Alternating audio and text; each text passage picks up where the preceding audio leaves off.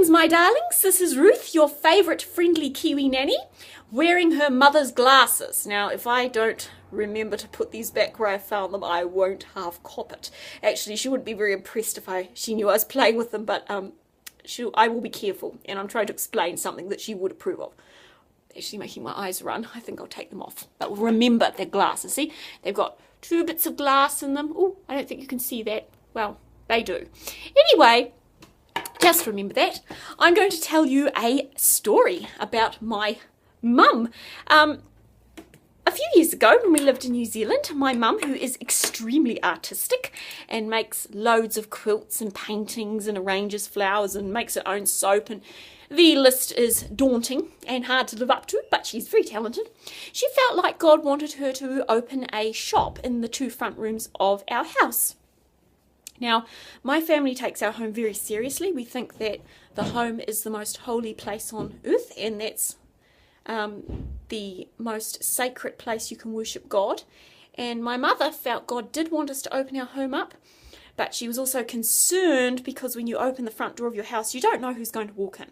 So, being mum, she had a solution. She went to the front porch where we were going to open the door into the shop, and she stood there and she prayed. She pointed at her rocking chair. She had a lovely rocking chair on the front porch, and she said, "Dear God, I feel you're leading me to open my home to whoever wants to come in, and I'm a little concerned that people who aren't really seeking for you might come in, and they might bring in their bad energies and their something that's spiritually unclean, but I want to obey you, so this is what I'm going to do. I'm asking you to put an angel in that rocking chair so I don't have to worry about the purity and the holiness of my home. Amen."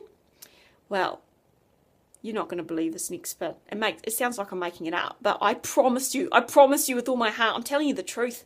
About 3 days later, my mum was running her shop when a woman came in, and she came up to my mother, and eyes were boggling up like that, and she said, "Excuse me, are you aware you have an angel sitting in the rocking chair on the front porch?"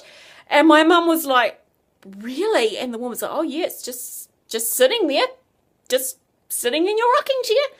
And then she went off, and my mum said, "Ruth, come through here," because we'd never seen an angel before, and we're extremely interested. She thought it would be a very good experience for me, I suppose. I thought it would be a good experience for me too. And we rushed out there, and we looked at the rocking chair, and do you know what we saw? An empty rocking chair. We couldn't see anything. We just saw a chair, but we could feel a good presence. We could feel a good feeling, and we absolutely believed that there was an angel in that rocking chair, and God had sent someone with more spiritual sensitivity than we had, just to let us know he'd heard our prayer and he was protecting our house. And I think it's important to tell you that story because in a country like Australia, and of course New Zealand is the same, people think they're frightfully well educated and tremendously scientific, and there's nothing wrong with science. My dad's a scientist, and I know your parents are scientists, and they're very clever people. But sometimes when we live in a very sciencey world, it can be very hard to remember that miracles exist, and not everything that exists can be seen.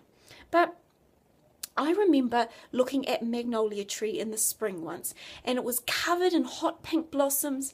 It was very early in the morning, and it had these little beads of dew on it, and the sun was shining, and it looked like it had been made out of satin and embroidered with diamonds. It was frightfully pretty.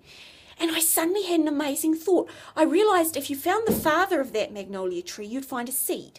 And if you found the grandfather of that magnolia tree, you'd find another seed. And if you found the great-great-grandfather of that magnolia tree, you'd find another seed. But if you just went back and back and back and back, eventually you wouldn't find a seed. You'd find nothing, except you would find God. You would find God getting ready to make the first ever magnolia tree.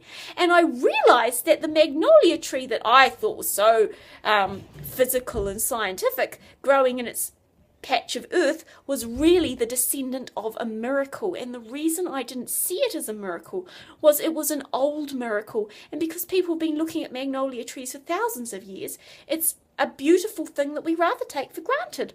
And I think this is why God doesn't let us see everything that he makes, because when he sends an angel to look after us and we find out about it, like we did, it makes us remember that God is very creative and he makes stuff we don't even know about. And it makes us remember that the world is full of miracles and wonder.